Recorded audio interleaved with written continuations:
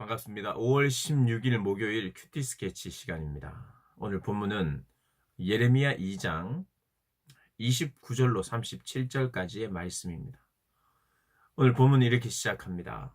29절 너희가 나에게 대항함은 어찌 됨이냐 너희가 다 내게 잘못하였느니라 여호와의 말씀이니라. 30절 내가 너희 자녀들을 때린 것이 무익함은 그들이 징계를 받아들이지 아니함이라.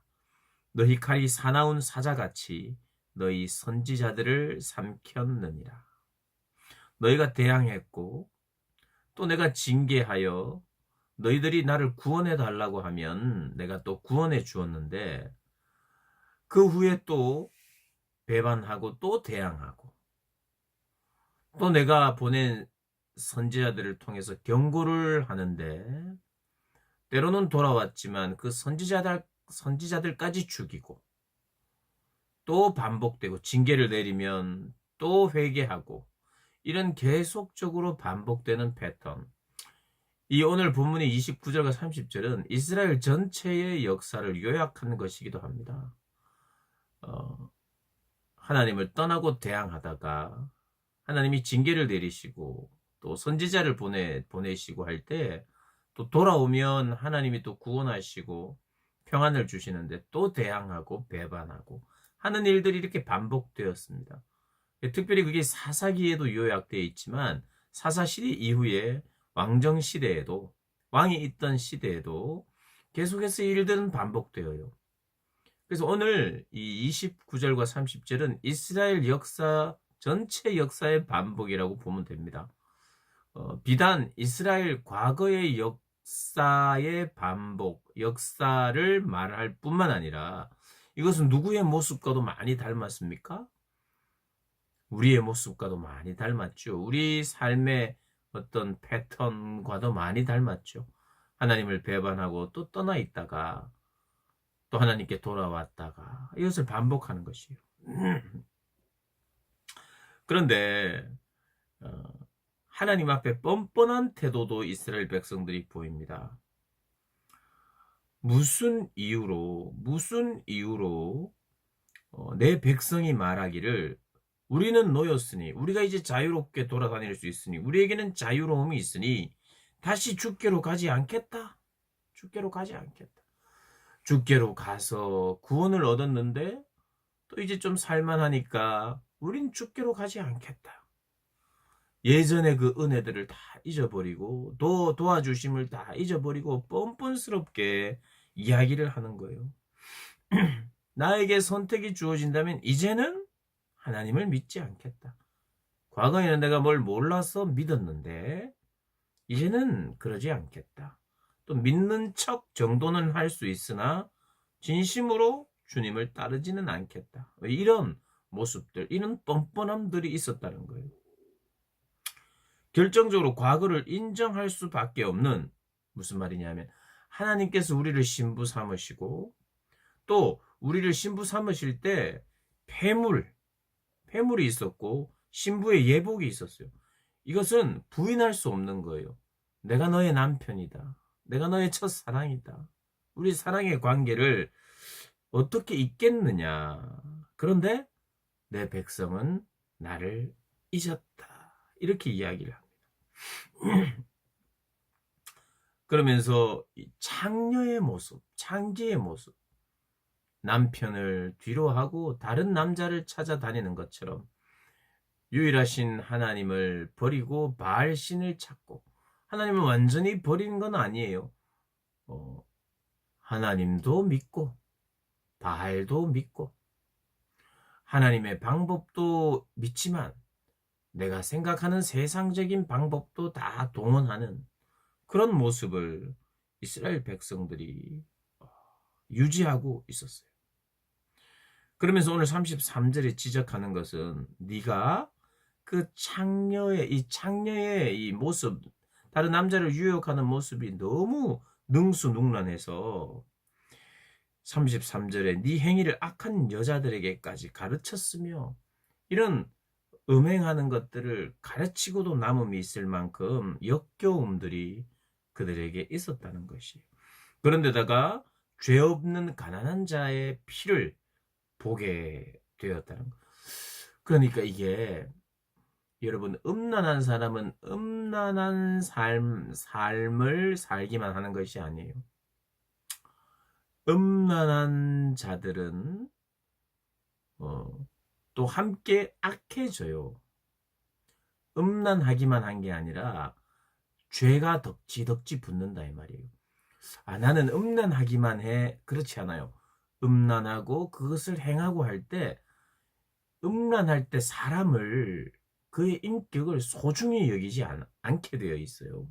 함부로 하게 되어 있고, 또 약한 자들을 의 것을 빼앗게 되어 있고, 또 음행을 하고 음란한 자들이 또 돈을 추구하고 욕심을 부리고, 우리가 지금도 이렇게 뉴스나 소식들을 볼 때 음란한 사람들, 악한 사람들, 술에 대해서, 성에 대해서 타락함들이 이렇게 오는 거예요. 그러면서 도둑질하고, 그러면서 싸움이 일어나고, 그러면서 살인이 일어나는 이런 패턴들이 함께 가고 있는 거예요. 그러니 이스라엘 백성들에게도 이 악한 음란한 모양만 있는 것이 아니라 그 안에 탐닉이 있고 빼앗음이 있고 부를 추구함이 있고, 그래서 가난한 자의 피까지 보는 그런 일들이 생긴단 말이죠. 그런데 나는 무죄하다라고 말하고 있어요. 자, 이런 겁니다. 이게 총체적으로 이게 점점 퍼져나가는 거예요. 암세포가 몸 전체로 퍼져나가듯이 어떤 한 가지, 두 가지의 죄가 총체적인 죄를 가져오게 돼 있습니다. 그래서 이스라엘은 종교와 사회에 큰 이렇게 문제가 있었죠. 종교적인 타락이 또 사회적으로도 약자들을 괴롭히는 그런 모습까지 가게 되고요. 그리고 또 36절, 37절을 보면 이제는 정치적으로도, 정치 외교도 이제는 기웃기웃합니다. 위에 아수르를 의지했다가 애굽을 의지했다가 바벨론, 이게 또 바벨론을 바라봤다가,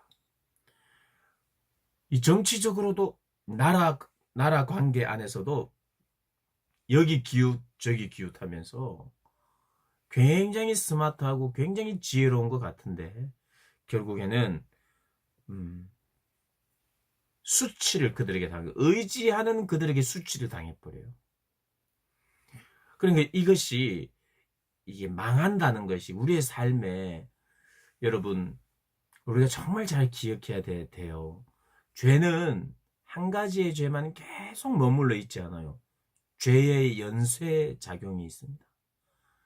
총체적으로 악해져요. 하나님을 떠나기 시작할 때 그냥 음란으로 시작해서 죄가 커진다, 뭐 물론 맞는 말이에요. 그런데 하나님을 떠나기 시작할 때, 하나님을 찾지 않기 시작할 때 온갖 세상의 것들이 우리에게 자극하고 유혹하면서 그것을 하나 둘 우리가 선택하면서 그냥 길을 잃어버리는 겁니다. 이스라엘 백성들이 그렇게 되었어요.